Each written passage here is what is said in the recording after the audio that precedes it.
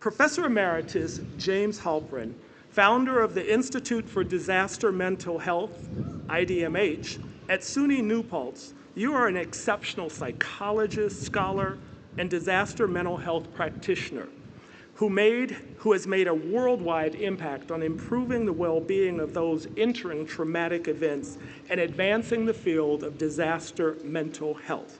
You served as a faculty at the university for more than 40 years, rising to a full professor of psychology until your retirement.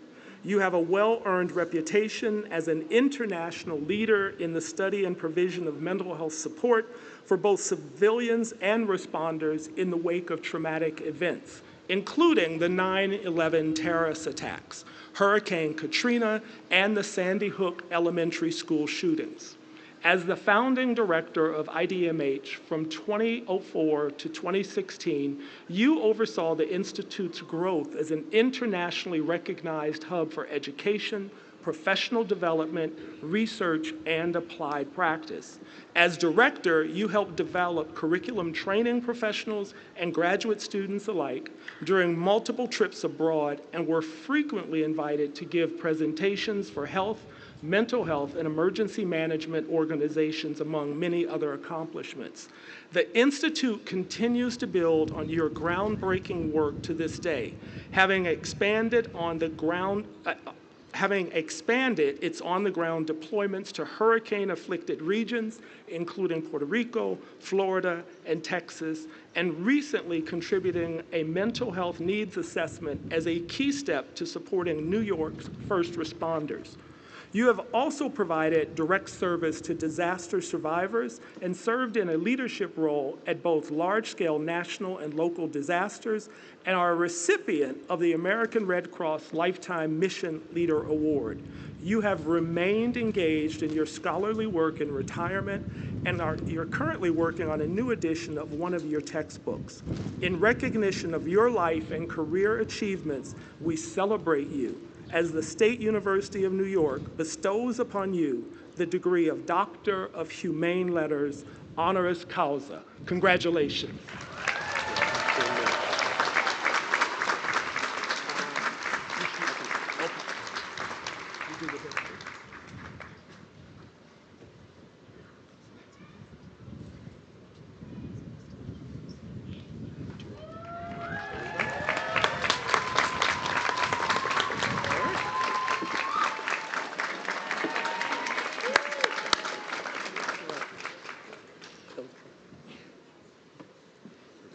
Thank you. I hope so. Okay. I'm going to read this book.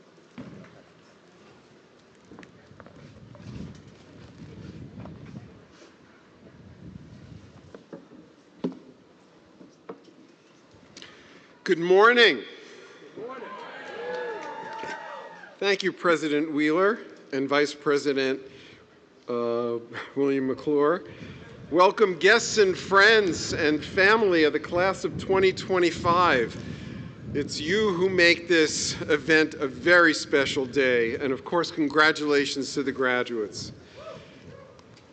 The SUNY New Paltz mission statement reads that our goal is for students to gain knowledge, skills, and confidence, to contribute as productive members of their communities and professions, and active citizens in a democratic nation and a global society.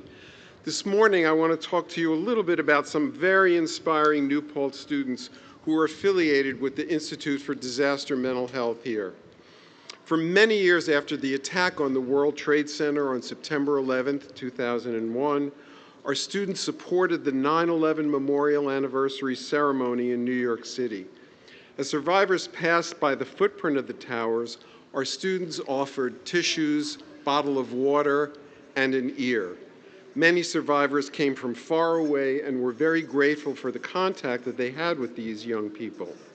At the end of the long day, students asked me, "Why did so many people thank me? I didn't really do much of anything. I was just there."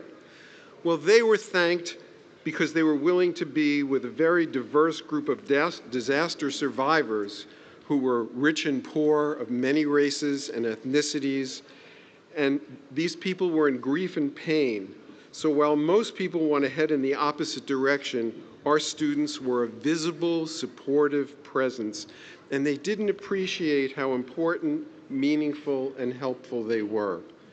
Then in 2005, our students supported disaster survivors in New Orleans after Hurricane Katrina. Some professionals were concerned that the students couldn't cope with the demands of disaster response or the sights and sounds of what looked like an apocalypse. But our students, in fact, were very much up to the task. They were up at dawn, they worked 12 hours a day, bringing food and supplies to devastated neighborhoods, and they did not want to go home after their 10-day deployment. Their ability, motivation, idealism, energy, and common sense was inspiring, and they made a huge difference. In fact, their lives were changed by helping to help folks in great need, and they remind us that young adults like you can make very significant contributions. More recently, students from the Institute for Disaster Mental Health helped survivors after hurricanes in Puerto Rico in 2017, in Coastal Plain, Texas in 2019, and as the President just said, in Florida just this past winter. National disasters are getting more intense, lasting longer, impacting more people here in the U.S. and around the world, as exemplified by the many recent deadly floods, hurricanes, wildfires, and you all lived through another significant disaster, a global pandemic.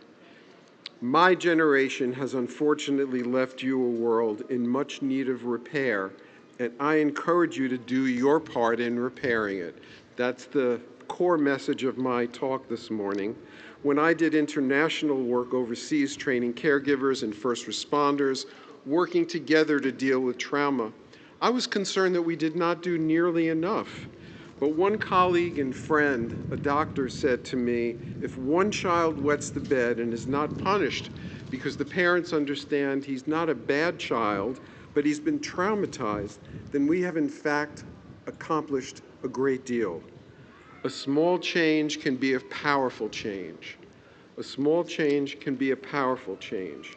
As you are about to graduate, I ask that you think about how you might commit to doing something to repair this world that you've inherited. Consider doing a few hours at a food bank, volunteering as a firefighter, rescue squad, Red Cross, hospital volunteer, teach someone to read, maybe volunteer for a political campaign that supports your values, and of course, be sure to vote. Let these past SUNY New Paltz students be an inspiration to all of you. If you provide assistance to someone who's preparing for, responding to, recover from a disaster, or help someone in crisis, or help someone in need, it's likely to be something that you'll remember for your whole life. I'm going to read just a few excerpts from a Marge Piercy poem to be of use. I love people who harness themselves, an ox to a heavy cart, who pull like water buffalo with massive patience, who strain in the mud and muck to move things forward, who do what has to be done again and again. I want to be with people who submerge in the task, who go into the fields to harvest and work in a row and pass the bags along, who are not parlor generals, not field deserters, but move in a common rhythm when the food must come in or the fire be put out. Hopi vases that held corn are put in museums, but you know they were meant to be used. The pitcher cries for water to carry and a person for work that is real. There are many ways to serve and be of use to others, even when our world feels so disrupted. Your education and experience here at New Paltz will allow each of you to discover your own way to make those small, powerful changes in our community and the world, emulating the essence of Piercy's poem, To Be of Use. Again, congratulations, and we really look forward to what you will accomplish in the years ahead. One more thing. When you're out in the world, being of use, making small but powerful changes, remember to call your parents. Thank you.